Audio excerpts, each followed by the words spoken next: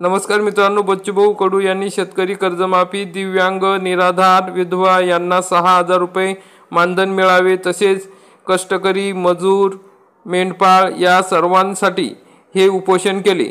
मग या उपोषणाच्या ज्या मागण्या होत्या त्या मागण्या 7 दिवसानंतर सरकारने मान्य केल्या आणि त्या मान्य करून त्या मंत्र्यांसोबत या बैठका घेऊन त्या मागण्या मान्य केल्या जातील, मंजूर केल्या जातील असे आश्वासनही दिले। मग त्या संदर्भात मंत्रालयामध्ये बच्चूभाऊ कडू यांच्यासोबत बैठक पार पडली आहे। मंत्री भरतशेठ गोगावले यांनी व्हिडिओ कॉन्फरन्सिंगद्वारे बच्चूभाऊ कडू यांच्यासोबत बैठक केली। त्यामध्ये विविध मागण्या मान्य करण्यात आल्या।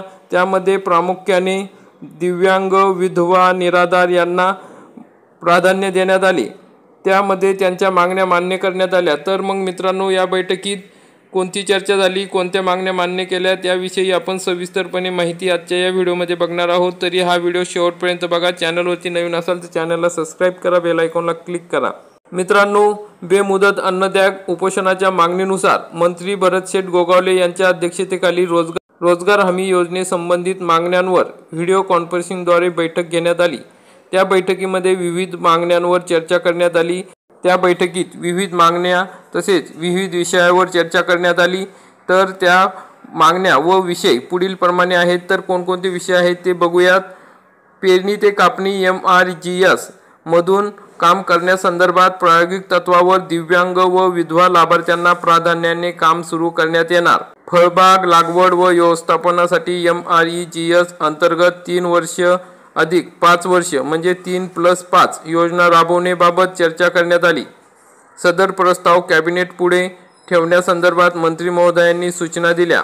MRGS अंतर्गत मजुरी 312 वरून 500 रुपये मागणीवर राज्य सरकार प्रस्ताव तयार करून चर्चेला घेतला जाणार आहे। दिव्यांग व्यक्तींना त्यांच्या क्षमतेनुसार MRGS अंतर्गत काम देण्याबाबत दिनांक 25 जानेवारी 2023 मध्ये जो शासन निर्णय घेतला होता त्या शासन निर्णयामध्ये बदल करून भूमिहीन, विधवा महिला व दिव्यांगांना वाढीव काम देण्यासंदर्भात परिपत्रक काढण्यासंदर्भात चर्चा करण्यात आली। तसेच वन्य प्राण्यांच्या त्रासाकरिता शेताला कुंपण MRGS प्लस वन विभाग मार्फत देण्याबाबत चर्चा करण्यात आली। या संदर्भात कृषी विभागासोबत चर्चा करून पुढील नियोजन करण्याची ग्वाही मंत्री महोदयांनी दिली।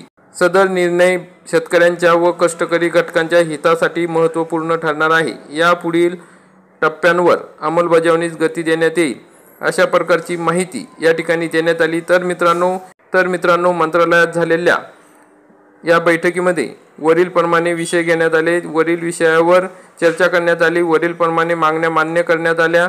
तर मित्रांनो, अशा प्रकारे महत्त्वाची अपडेट होती। व्हिडिओ आवडला असेल तर व्हिडिओला लाईक करा, चॅनलला सबस्क्राईब करा। धन्यवाद।